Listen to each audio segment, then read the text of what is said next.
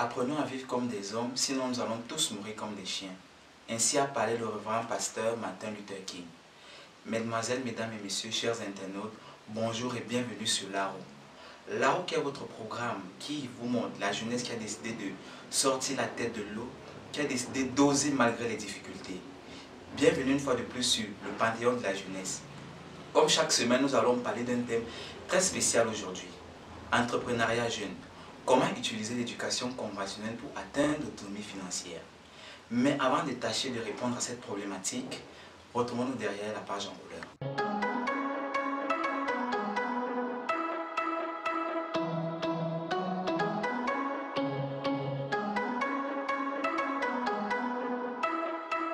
De retour sur ce plateau, chers internautes, merci pour votre fidélité. Comme je vous ai dit au préambule, nous allons parler d'un thème très spécial. Et pour parler de ce thème, nous avons invité un invité de marque. Il s'appelle Monsieur Wanji Eliakim. Mais je vais laisser à l'invité le soin de se présenter lui-même. Bonjour Monsieur Wanji Eliakim. Bonjour monsieur, je suis Eliakim Wanji Ketchozo, enseignant à la base, enseignant d'allemand, entrepreneur, exactement dans le domaine des langues. Je suis cofondateur d'un centre linguistique, Institut Konrad Loden. Par ailleurs, je suis opérateur principal dans le domaine du développement local. Aujourd'hui, nous allons parler d'un thème très particulier, entrepreneuriat jeune. Comment l'éducation conventionnelle permet d'acquérir l'autonomie financière. Tout simplement, Monsieur Eliakim, pouvez-vous expliquer à nos internautes qu'est-ce qu'on entend par entrepreneuriat? Oui, du thème entrepreneuriat, je comprends tout simplement la concrétisation d'une idée, surtout dans le domaine financier, pour résoudre un problème précis dans la société. Suite à la définition de M. Eliakim, nous pouvons retenir que l'entrepreneuriat en fait existe si et seulement si il y a un problème dans notre société. Cependant, Monsieur Eliakim, peut-on parler d'entrepreneuriat sans éducation? C'est quoi l'éducation? Pouvez-vous nous donner une définition par rapport à ça? Oui, l'éducation, tout comme l'entrepreneuriat, les deux vont ensemble en fait. Donc l'éducation, pour moi, est la transmission des compétences et des connaissances en vue d'autonomiser le sujet dans la société. Cependant, nous remarquons un petit problème dans la société, c'est que notre Cameroun a de plus en plus de jeunes intellectuels. Mais maintenant, pourquoi ne parviennent-ils pas à atteindre la stabilité financière? Quel est le problème? Plusieurs jeunes intellectuels ne parviennent pas à atteindre l'autonomie ou alors la stabilité financière, comme vous l'avez dit, justement parce que je vais situer en fait mon propos sur trois axes. Premièrement, soit la chaîne de transmission n'a pas été acquise, ils n'ont pas, c'est-à-dire bien reçu les enseignements dispensés, premièrement. Deuxièmement, soit ces enseignements ont été mal dispensés. Troisièmement, le contenu de l'enseignement n'a pas été assez, comment vais-je dire cela, assez, bref, assez significatif. Donc voilà, sur les trois axes qui vraiment me permettent d'essayer de justifier cela. Et pourquoi je le dis? Je le dis tout simplement parce que il est un peu difficile, et même si ça va choquer plus d'un, de comprendre qu'un intellectuel à un certain niveau est incapable de s'offrir juste un bout de pain. Parce que la réalité est que justement, tu vas à l'école, c'est pour acquérir des connaissances et c'est pour plus tard investir ces connaissances dans la société. Mais qu'est-ce qui se passe donc? Pourquoi ne parvient-on pas avec une licence, un master ou alors un simple baccalauréat à subvenir aux besoins basiques? Bon, là il y a des questions qui se posent. Monsieur Wanji, suite à ce que vous avez dit, nous remarquons qu'il y a deux problèmes, il y a deux plans très différents. Tout d'abord, au niveau de la formation du jeune, parce qu'on n'arrive pas à comprendre comment un jeune qui a reçu une formation n'arrive pas à avoir son pain quotidien. Et maintenant, il n'arrive pas à justifier par sa compétence. Parce qu'il y a des jeunes même qui ont la possibilité et l'opportunité d'avoir un boulot pour avoir de quoi manger, mais ne produisent aucun résultat. Retournons en arrière. Lors des examens officiels de baccalauréat scientifique, nous avons constaté que les épreuves de certaines matières ont été mises sur les réseaux sociaux. Monsieur Wanji, face à cette situation-là, que pensez-vous? Quel est le problème? Qu'est-ce qui se passe? Expliquez-nous s'il vous plaît. Bon, je pense qu'à ce niveau, le problème est un peu plus profond. Et là, vraiment, je pourrais attirer l'attention de beaucoup d'élèves qui nous suivent, ou alors de jeunes comme nous, vraiment, de beaucoup faire attention à la fraude. Oui, parce que des épreuves peuvent se retrouver, tout comme on a exactement dans la même situation, tous étaient au courant. L'épreuve peut se retrouver dehors, toi en partant vouloir, je ne sais pas, t'enrichir ou alors te procurer l'épreuve et tu deviens la cible. Donc de vraiment faire attention avec cela, parce que ce n'est pas dans la tricherie en fait qu'on va pouvoir réussir. Et ce n'est pas seulement au niveau bref, de la catégorie du secondaire, même au supérieur ça se voit. Combien d'étudiants vont en cours? Combien d'étudiants sont à Mokolo ou alors dans d'autres marchés pendant que les cours se passent? Et combien sont réguliers pendant des examens? Là, il y a des questions. Plus ils viennent faire la session normale IDCC, mais n'assistent pas en cours, ne font pas des exposés, se cachent derrière les autres. Et monnaie et tout ça, nous tous on connaît comment ça se passe. Et pour sortir à la fin, exactement comme ils sont entrés au supérieur. Donc voilà autant de soucis que je pourrais décrire suite à la thématique d'aujourd'hui. Oui, concernant même encore la thématique, vous êtes également là en tant qu'entrepreneur. Mais pourquoi pensez-vous que pour que les jeunes puissent avoir un tremplin pour la stabilité financière, il faut uniquement que l'entrepreneuriat soit implémenté dans le système éducatif?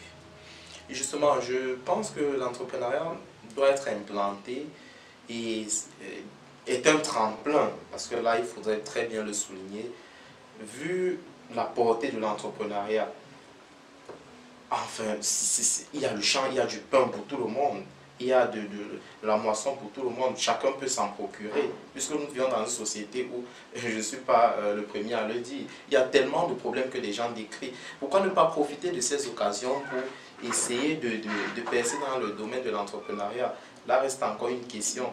Et aussi, l'État ne peut pas employer tout le monde. On voit, généralement, il y a des concours qui sont lancés, on voit des chaînes de personnes juste pour 5, 10, 20 places. On voit tellement de personnes. Bon, l'État ne peut pas employer malheureusement tout le monde.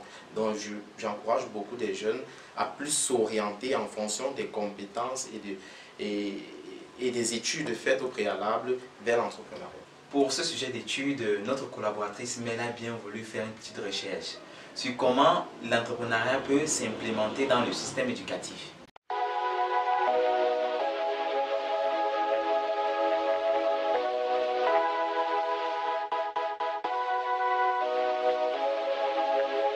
Bonsoir chers internautes, bienvenue à cette nouvelle émission de la lecture de Mel. Aujourd'hui, nous avons choisi de vous parler d'un thème très édifiant qui a trait à l'entrepreneuriat.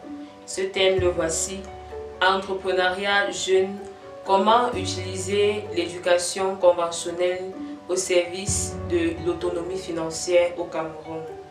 Donnez à un homme du poisson, il aura à manger toute la journée. Apprenez à cet homme à pêcher et il aura à manger toute sa vie. Par ces propos, comprenons que l'éducation au sens large du terme est un trésor. Une bonne éducation est un investissement à très long terme. Il est d'ailleurs un héritage incontestable et presque indéfectible. En fait, l'autonomie financière passe par une éducation de qualité.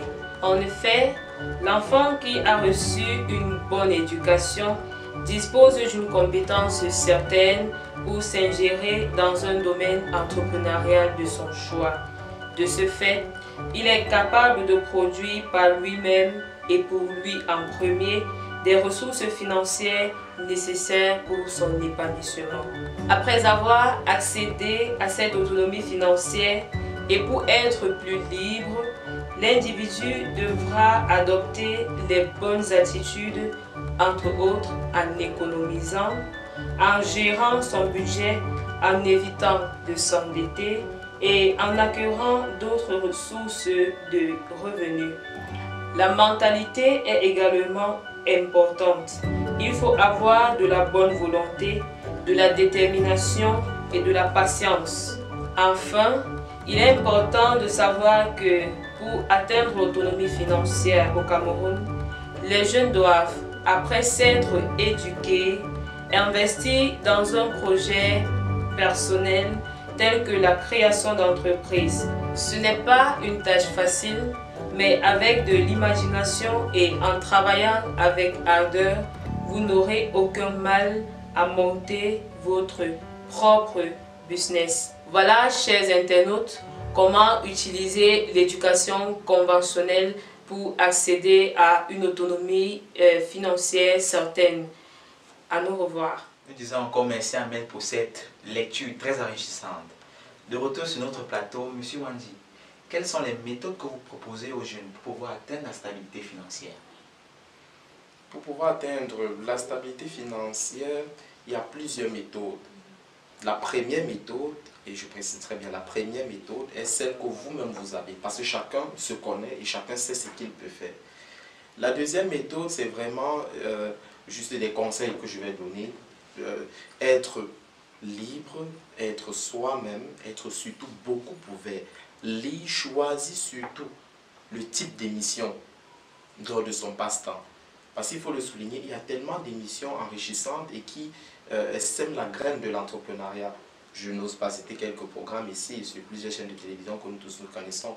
Mais malheureusement, ils sont très peu des jeunes qui sont scotchés. Mais si on fait le pourcentage, on va se rendre compte que la majorité sont plus figés vers des programmes qui honnêtement ne contribuent en rien dans leur processus de développement dans ce sens d'entrepreneuriat.